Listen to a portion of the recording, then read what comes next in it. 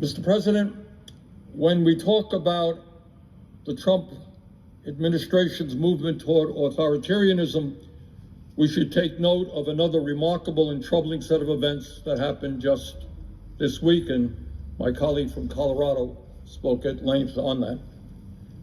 We saw the President of the United States openly aligning himself with the dictator of Russia, Vladimir Putin, to undermine the independence of Ukraine and abandon our closest democratic allies in Europe.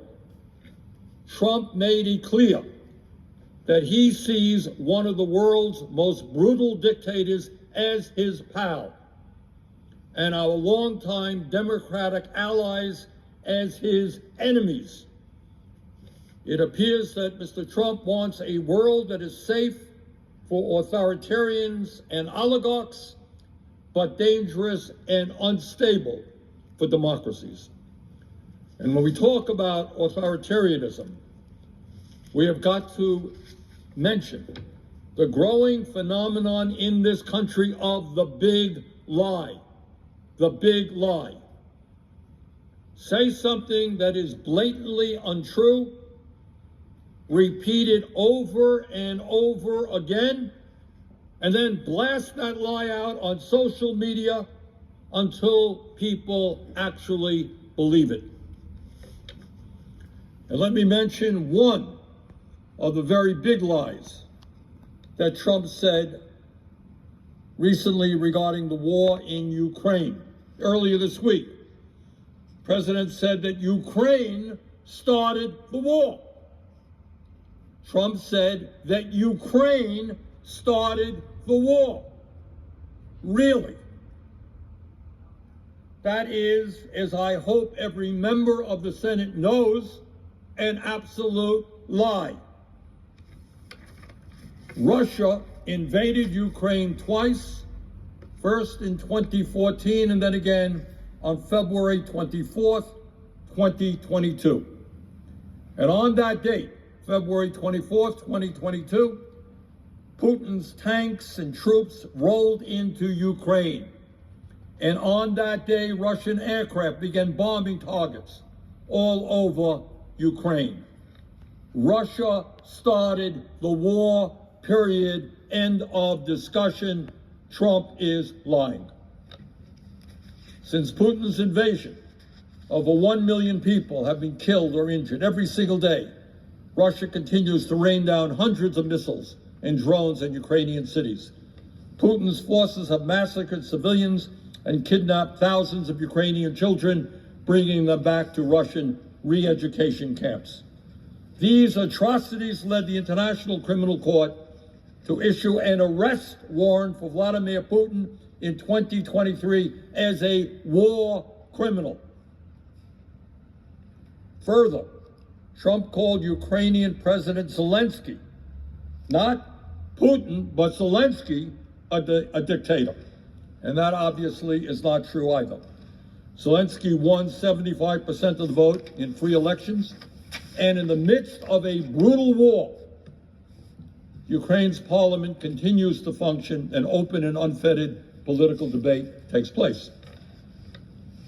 Trump recently claimed that our European allies have done little to support Ukraine in its fight against Putin's invasion.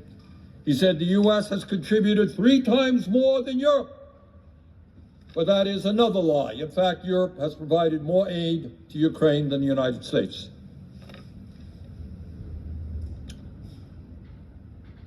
But it's not just that Trump is lying again. That is not new. It's what this all reveals about where we want to take our country and where we want the world to be moving, what direction. Trump is cozying up to Vladimir Putin. So who is Putin? And what kind of world does Putin want to build? Putin is a dictator who crushed Russia's movement toward democracy after the end of the Cold War. Russia now holds sham elections where Putin wins 90% of the vote, and authorities there do not even try to hide their ballot stuffing. There is no freedom of speech or free media in Putin's Russia. Protests are violently suppressed.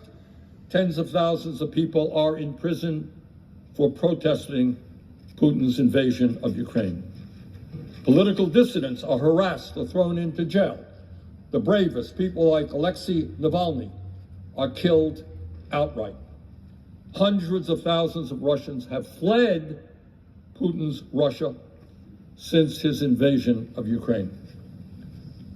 That, Mr. President, is the Russian leader that Donald Trump admires.